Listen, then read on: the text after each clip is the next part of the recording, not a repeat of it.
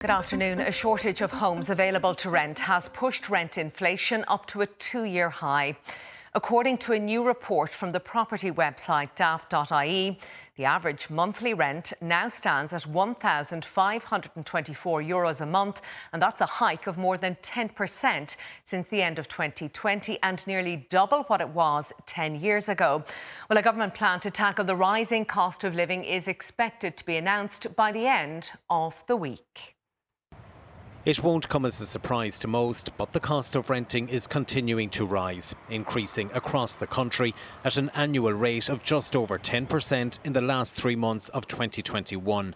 The average monthly rent between October and December standing at €1,524, the number of properties available to rent remaining at record lows. Sinn Féin says today's report is genuinely surprising and shows the government's plan isn't working. Rents are higher than they have ever been. So the idea that a 3-year emergency ban on rent increases would have any negative impact on future levels of investment is simply nonsense. If you can't make a return at the current levels of rents, then you're clearly not a good business person and you should get out of the rental game. But we also need to go a step further. Renters can't afford the rents that they're currently paying. So not only do we need that 3-year ban on rent increases, we need to introduce the refundable tax credit to put a month's rent back in every renter's pocket. Today's report comes amid ongoing concerns over the rising cost of living and inflation, and a government under pressure to do something about it to help struggling households, with measures due to be unveiled tomorrow. The approach of the government, and I agree with Minister McGrath, has been to seek to make these measures targeted and indeed once-off in anticipation of the challenges that we are facing with regard to the price of energy in particular. A Cabinet subcommittee on economic recovery will meet tomorrow to sign off on the plan. Paul Quinn, Virgin Media News.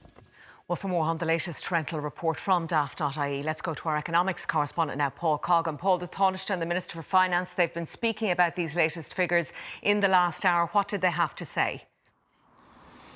Well, obviously, inflation in the rental market and the property market is a big component in the overall rise in the cost of living, and these daft figures will not have settled any nerves, I suppose, in government about the general issue of inflation. An acknowledgement recently by the Taoiseach that this issue isn't going away, it's here for the medium term.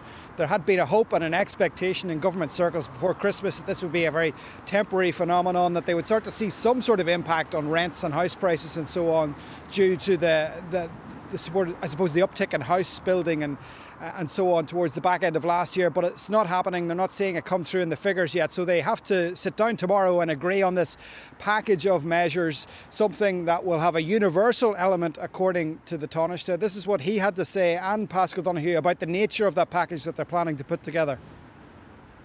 There will be a universal element so that all households benefit. It is important to acknowledge that middle income people, people who on paper may have above average salaries, 40, 50,000, are also struggling to pay the bills because often they have to pay mortgages, childcare, rent, all those things. So it is important that we have a universal element to it. And the government is very much aware of the need to get the balance right between responding back to the really important living standard issues that the Taoiseach again has acknowledged, that I'm really aware of, responding back to them in a meaningful way, but at the same time also not putting in place any measures that can make the difficulties worse. So Paschal Donoghue saying he wants to strike a balance, acknowledging that the government simply has to act, but also pointing out that certain measures, in his view, and the Department of Finance's view, could exacerbate inflation or the cost of living. But I think the crisis is such that the government simply has to act. We've seen governments all over Europe act on the issue of energy bills. The Central Bank expects inflation will average about 4.5% this year. It's going to be something we're going to be hearing a lot about throughout the year.